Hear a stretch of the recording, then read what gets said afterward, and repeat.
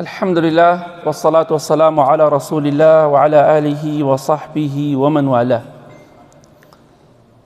خواهی گەورە میهرەبان دەفەرمێ وما أرسلناك إلا مبشرا ونذيرا. ئەی پێغەمبەری خوا صلی الله عليه وسلم ئێمە تۆمان نەناردووە ئیلا وەکو کەسێک کە مزگێنی بەهەشت بە ئیمانداران بدەی و بیشیان ترسێنی ئەوانەی کە تاوانبار و خراپن بە ئاگری دۆزەخ. کەواتە پەیامبەری پێغەمبەری خوا صلی الله عليه وسلم قورئان و حەدیث دووشتی زۆر گرنگ لە خۆی دەگرێ. مزگێنی لەگەڵ هەڕەشە. ئیسلام تەنها ئەوە نییە، هەر ژیانی وایە. ئەمڕۆ کۆمەڵی قانون و عقوبەمان هەیە. لە قانونی عێراقیە کۆمەڵی عقوبە دانراوە، سزا دانراوە بۆ کەسێک کە یاخی بێت تاوانبار بێت.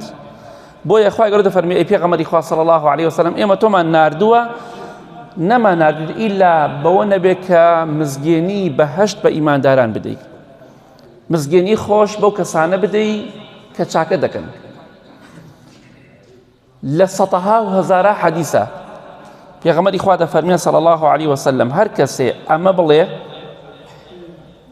دەڕواتە بەهەشتەوە،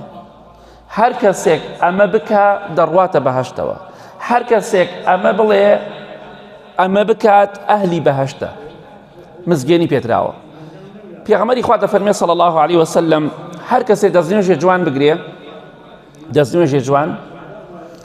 پاشان بڵێ ئەشهەد ئەن لا إله إلا الله وحده لا شريك له وأشهد أن محمدا عبده ورسوله. خوای گەورە لە ڕۆژی قیامەتە هەر هەش دەرگای بەهەشتی بۆ ئەکاتەوە، لە هەر دەرگایەک لەم هەش دەرگایەوە بە ئارەزووی خۆی دەڕاتە بەهەشتەوە. أشهد أن لا إله إلا الله وحده لا شريك له وأشهد أن محمدا عبده ورسوله. أم دعاء بخوێنە دوای دەستنوێژ دعای تریشی لەگەڵایە. هەش دەرگای بەهەشتت بۆ ئەکرێتەوە لە ڕۆژی قیامەتە بە کەیفی خۆت لە دەرگای لەم دەرگایەوە دەڕۆیتە بەهەشتەوە. ئەمە مزگێنیە. و پێغەمبەری خوا صلی الله عليه وسلم بە هەمان شێوە هەڕەشەی کردووە لە تاوانباران. ئەوەی کە خەڵکە کوژێ، ئەوەی کە زینا ئەکا، ئەوەی کە ڕیبا دەخوا، ئەوەی کە خراپەکاری دەکا، هەڕەشەی لێ کردووە بە ئاگر ئەگەر تۆبە نەکات. بۆ نمونە پێغەمبەری خوا دەفەرمێ صلی الله عليه وسلم فڕوفێڵ والمەکر والخداع في النار. ئەوەی فڕوفێڵ بکە، غەش بکە بۆ ناو ئاگرە. ئەمە هەڕەشەی ئاگرە. کەواتە پەیامەکەی پێغەمبەری خوا صلی الله عليه وسلم چۆنە مزگێنی تایە و هەڕەشەیشی تایە. ئینسانی ئیمانداریش دەبێ بەم شێوەیە بێت. پێغەمبەری خوا صلی الله عليه وسلم سەردانی گەنجێکی کرد نەخۆش بوو، گەنجەکە لە سەرەمەرگا بۆ حاڵی باش نەبوو. فەرمووی حاڵت چۆنە؟ وەزعت چۆنە؟ وتی ئەی پێغەمبەری خوا صلی الله عليه وسلم وەڵڵاهی ئومێدم هەیە خوا لێم خۆش بێ، ئومێدم هەیە، هیوام وایە کە خوای گەورە لێم خۆش بێ و دەشترسم لەوەی کە خوا عەزابم بدا بەهۆی تاوانەکانمەوە. کەواتە ئاگدار بین. ئینسان چۆن دەڵی دوو باڵی هەیە، باب الرەجاء والخەوف. هەم ئومێدت هەبێ هەم ترسیشت هەبێ. ئەگەر ئینسانێک بڵێ من ترسی قەبر و قیامەتم نییە، ئەوە ئینسانێکە خوا وعدی پێداوە بیترسێنێ. چونکە خوای گەورە دەفەرمێ سوێن بە گەورەی خۆم ئەوەی لە دنیا لێم نەترسێ لە قیامەتی ترسێنم. تەواو. ئەمە توندڕەوی نی، ئەمە قسەی خوای گەورەیە. بۆیە پێغەمبەری خوا فەرمی صلی الله عليه وسلم هەر کەسێک ئەم دوو شتەی تیا کۆ بێتەوە لە کاتی مردن و پێش مردنە، ئیلا خوای گەورە ئەمینی دەکاتەوە لەوەی کە دەترسێ لێی. واتە هەر کەسێک بترسێ لەوەی کە خوا عەزابی بدا، خوا لە عەزابی خۆی تەمینێکە. ئەوەشی کە بەتەمایەتی و نیەتی هەیە و ئومێدی هەیە کە ڕەزامەندی خوا و بەهەشتە خوای گەورە پێی دەبەخشێ. بەس ئەگەر کەسێک بڵێ من هەر ناترسم، ئەوە خوای گەورە دەیترسێنە و دەیخاتە ناو ئاگری دۆزەخەوە. چونکە ئینسانێک پەنا بەخوا بڵێ لە خوا ناترسم، لە قیامەت ناترسم، گوناحم نییە، تاوانم نییە، ئەمە ئینسانێکە شایستەی ئەوەیە کە خوا عەزابی بدا. پێغەمبەری خوا دەفەرمێ صلی الله عليه وسلم واللهی من پێغەمبەری خوام صلی الله عليه وسلم نازم لە قیامەت چی مەسەلا دێ. تۆش ئەڵێ من ئەوە لە قیامەت ناترسم. ئەمە پێڵێن قوتابیەکانی شەیطان ئەمە کەسانێکی بێعیلمن شەیطان فریوی داون مەترسە چیت کردووە خەڵ پیاوە کوژێت تۆ چیت کردووە پیاوەکوش قوڕ بەسەری بەڵام قوڕ بەسەر ئەو کەسەیشی بڵێ من لە قیامەت ناترسم من لە عەزابی خوا ناترسم خوای گەورە دەفەرمێ إن عذاب ربهم غير مأمون عذابی خوای گەورە دەفەرمێ مە قسەی قورئانە خوای گەورە دەفەرمێ عذابی خوا جێگەی تەئمین نییە جێگای ئەوە نیە لێ ئارام بیت بۆیە دەبێ ئینسان بترسێ لە عەزابی خوا مزگێنیش خۆشیش بە کەسی ئیماندار دراوە کەواتە پێغەمبەری خوا صلی الله عليه وسلم خوای گەورە دەفەرمێ ئێمە تۆمان نەناردووە ئیلا بۆی کە خەڵکی بترسێنی و مزگێنی بەهەشتیشیان پێ بدەیت خوای گەورە دەفەرمێ قل ما أسألكم عليه من أجر إلا من شاء أن يتخذ إلى ربه سبيلا أي محمد صلى الله عليه وسلم بخلقي بڵێ من هیچ پاداشتێکم لە ئێوە ناوێت نەداوای پارەتان لێ ئەەکەم نەداوای پارەی گیرفانتان ئەەکەم نەداوای ماڵ و سەرۆت و سامانتان لێ دەکەم هیچ لە ئێوە ناوێت کاتی خۆی خۆوتیان ئەی محەممەد صلی الله عليه وسلم چی ئافرەتێکت بەلاوە جوانە دڵت لە سەرێتی ئێمە بە تۆ ئێبەخشین ئەگەر ژنی ئێمەش بێ بۆتی تەلاقە دین مارێکە دەڵێی دەمسپی ئەتکەین دەمسپی خۆمان گەورەی خۆمان چیت ئەوێ ئەدەینێ بەڵام پێغەمبەری خوا صلی الله عليه وسلم شتانی ناوێ دەیوێ ئەو خەڵکە بڵێ لا إله إلا الله محمد رسول الله صلى الله عليه وسلم وازە بتپەرستی بێنێ بۆیە خوا گەورە فەرمی قل ما أسألكم عليه من أجر من هیچ پاداشتێکم لە ئێوە ناوێ داوای پارە و پول و دنیاتان لێ ناکەم داوای ئەوەتان لێکم خوا بە تاک و تەنها بپەرستن ئیمان بهێنن بەس داوای ئیمانتان لێ یەکەم هیدایەتیش بەدەستی خوای گەورەیە إلا من شاء يتخذ إلى ربه سبيلا من هیچ دەسەڵاتێکم نییە من داوای هیچ لە ئێوە ناکەم هەر کەسێکیش لە ئێوە ڕێگای خوا دەگرێ با بیگرێتە بەر من تەنها دەمەوێت ئێوە ڕێگای خوا بگرن ڕێگای خواپەرستی بگرن ڕێگای خواناسی بگرن خوا بە تاک و تەنها بپەرستن باوەڕ بە پێغەمبەری خوا بهێنن صلی الله عليه وسلم بۆیە من هیچ پاداشتێکم ناوێ هەموو پێغەمبەران سەلامی خوایان لەسەر بێ فەرموویانە وما أسألكم عليه من أجر إن أجري إلا على الله ئێمە داوای پاداشتە ئێوە ناکەین وا نەزان داوای پارە و پول و تەماحی ئێوەکەین تەماحمان لە پارەی ئێوەدا نییە تەماحمان لە دەسەڵات و کورسیان نییە تەنها دەمانەیە ئێوە خوا بناسن پاداشتی ئێمە لای خوایە تۆش ئەگەر پەیامی خوا بە خەڵکی ڕابگەینی دەبێت چاوەڕێی ئەوکی خوای گەورە پاداشت بداتەوە خوای گەورە دەفەرمێ هیچ کەسێک قسەی لەو کەسە باشتر نییە کە بانگەوازی خەڵکی دەگا بۆ ڕێگای خوا باشترین قسەیە باشترین وتەیە کە ئینسان دەری ببڕێ ئەوەی ئامۆژگاری خێری خەڵکە بۆیە من داوای هیچ لە ئێوە ناکەم ئیلا کەسێک لە ئێوە بیوە ڕێگای خوا بگرێ من دەمێ ئامۆژگاری خێری کەم من تەنها ئەوم دەوێت لە ئێوە هیچ شترم لە ئێوە نابێت خوای گەورە دەفەرمێت ڕۆکاتە پێغەمبەری خوا صلی الله عليه وسلم و بۆ ئێمەشە بە هەمان شێوە ئەفەرمێ وتەوەکەل على الحي الذي لا يموت أي محمد صلى الله عليه وسلم پشت بەو خوایە ببەستە کە الحي کە زیندووە الذي لا يموت نامرێت مردنی بەسەرا نایە ئێمە هەموو کاتێک کە دەخوێنین ئاەتی کورسی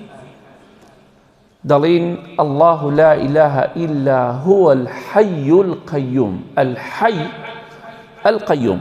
خوای گەورە ئەو خوایە کە حەی و زیندووە نامرێت القەیوم هەموو بوونەوە بەڕێوە دەبات خوای گەورە خوایەکی بەدەسەڵاتە و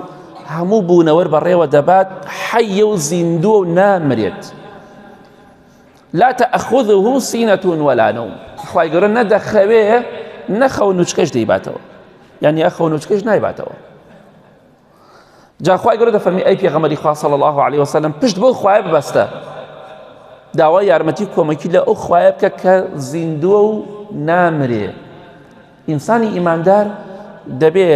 داوای یارمەتی کۆمەکی لە خوایە بکە کە زیندووە و نامرێ نەک لە مرۆڤێک کە مردووە نەک لە مرۆڤێک بێدەسەڵاتە نەک لە مرۆڤێک هیچی بەدەست نییە چونکە خوای گەورە باسێک لە چەند ئاەتەکان پێشەوە باسمان کرد ئەوان قازانجیان بۆ خەڵکەیە بیان پەرستی نیان پەرستی زەرەر لە پێ ناگەێنن نەفەرێک تقریبا وەک باسێکن لە 50کان و 60کان شتی ئاوا بووە ئەمە شتێکی واقعیە نەفەرێک هاتووە بۆ ماڵێک لە دێیەک لە دێیەکان ناوی دێکە نایەنم داوای کردووە وتوێتی فڵان کەس 100 تەنەکە چەڵتووکم بەرێ ئەوەندە سەر حیوانم بەرێ ئەمانە ئەم سەرانە جاران زۆر بوو لە خەڵکیانە سەر خەڵکی فەقیر وەژار بە ناوی دینەوە دیکاکە 100 تەنەکە چەڵتووکم لەکوێ بوو بەو حاڵە من چەڵتووکەکەم 100 تەنەکەت بۆ چییە بۆی کە بتەوی میوانی خۆتی پێ بەڕێگەیت و پیاوەتی پێوەکەی بە ناوی دینەوە 100 تەنەکە چەڵتووک بدەم بە تۆ ئەوەندە سەر حیوانیش وتی کەیفی خۆتە نام دەیتێ ماڵەکەتە سووتێنم مەڕەکان لە ناوە بم وات لێ یەکەم وتی بڕۆ ئەگەر ڕۆحی من لە دەستی تو ئاوێ بڕۆ بیسێنەوە لە من بەخوا یەک تەنەکەت نادەمێت ئەمە کەی ویژدانە بەڵێ وتی ڕۆژ دوایی نەفەرێک لەوانی دار و دەستەکەی خۆی هات وتی فڵان کەس بەخوا فڵان کەس 11 ڕۆژی بۆ تۆ داناوە تاو ئینزار کراوە ساعە سفر 11 ڕۆژ ساعە سفرە تاو وتی با چی لە دەست با بیکەت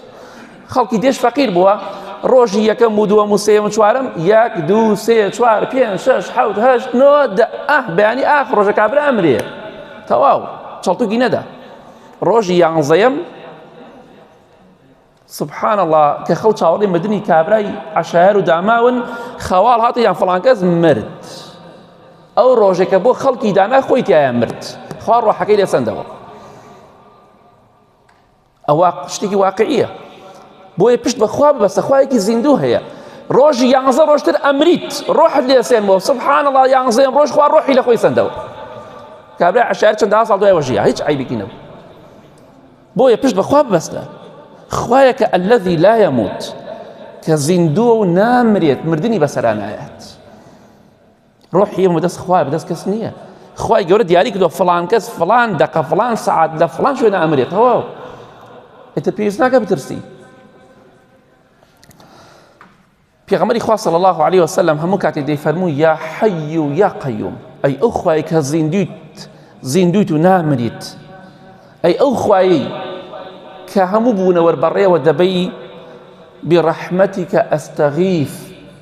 من پەنا دەگرم بە ڕەحمەتی تۆ پەنا دەگرم بە تۆ خوایە گیان ڕەحمم پێ بکە بۆیە دەیفەرموو ئەصلح لی شەئنی کولی خوایە گیان کاروبارەکانم بۆ چاکەی کارم بۆ چاکەی ژیانم بۆ چاکەی حاڵم باشکەی لەخوا دەپاڕایەوە پێغەمبەری خوا صلی الله عليه وسلم فلا تكلني إلى نفسي طرفة عين خوایە گیان یەک چاو تروکاندنیە چاوە بتروکێنی بیکەیتەوە یەک چاو تروکاندن نەفسی خۆم نەدێ بەدەست خۆمەوە چکە مرۆڤ لاوازە یەک چاو تروکاندن نەفسی خۆم نەدێ بەدەست خۆمەوە مرۆڤ لاوازە کەواتە ئینسانی ئیماندار دەبێت پشت بە خوای گەورە ببەستێ بە تاک و تەنها ئەمە ئامۆژگاری خوای گەورەیە بۆ ئێمە وتوكل على الحي الذي لا يموت پشت بە ئەو خوایە ببەستە کە زیندووە و نامرێت مردنی بەسەردانایەت داوای یارمەتی لە کەسێک مەکە کە مردووە و دەشمرێ خۆی و ماڵ و مناڵ و کەسوکاری باو باپیری مردووە ئینسانێک کە خوایەکی زیندوو هەبێ بۆ بچێ لە داروبەردێ لە قەبرێ پاڕێتەوە لە کاتێکە جاری وایە ئەوەی کە باس کراوە ئەو قەبرانە جاری وای هەر بەتاڵە هیچ شتیان نییە بۆ جاری وای شەیە کاتی خۆی کە بەریتانیا لە عێراق دەرچووە کۆمەڵێک معلومات هەبووە نەیانزانیوە چۆن بیشاردنەوە لەگەڵ خۆیان نەیان بردووە ناچار بوویان ئەم میلەتە زۆر دواکەوتووە بیکەنە چاڵێکە و یەک قەبرێکی لەسەر بکەن و 4-5 پەڕۆی سەوزی پێ هەڵبکەن حازەکی 1000 ساڵ جێ بێڵن کەس ناچێت دەوریان گەڕانەوە ئەم چەند ساڵە چەندها سنووقیان دەکردووە لە قەبرەکان کە قەبر چەند ساڵە خەڵک داوای یارمەتی لێکە قەبر لە قەبرەکان لە ڕاستیە قەبر نەبووە معلوماتی تیا شاراوەتەوە نەک مردوو ئای برامە چەند ساڵ ئێمە باوەڵ و سنووقمان پەرستووە خەڵکەکە هوشیار بێتەوە خوایەکی زیندوو هەیە من چ پێویستم بە مردوویەکی بێدەسەڵات بۆی ئاگاداری خۆمان بین تەقوای خوا بکەین بە ناوی دینەوە پارە پەیدا نەکەین و بە ناوی دینەوە نەمان خەڵەتێنن خوای گەورە تاکو تەنهایە شەریکی نییە پێویستیشی بە شەریک نییە بە تاکو تەنها بیپەرستین ئینشاءالله. داواکەم لە خوای گەورە میهرەبان یا ڕەبی خوای ئاخرمان بەخێر بگێڕی، خوای گیان نوێژ و ڕۆژ و عیبادەتمان لێ قبول کەی، خوای گیان بە خاتی عەظەمەت و گەورەی خۆت لە گوناهی دایک و باوک و مردوەکانمان خۆش بی، ئەوانەی نەخۆشن خوای شیفایان بدەی، ئەوانەی بێتاقەت و خەمبارن خوای خەم و پەژاریان لەسەر لابەری، ئەوانەی قەرزارن خوای قەرزاریان بۆ دەبرکەی، ئەوانەی خوای گیان نەخۆشن دووبارە دەڵێم خوای شیفایان بدەی یا ڕەب العالەمین. نوێژ و ڕۆژ و عیبادەتمان لێ قبول کەی، خێر و بەرەکەت بڕژێنی بەسەرماندا. آمين آمين آمين وصلى الله على محمد وآله وصحبه أجمعين.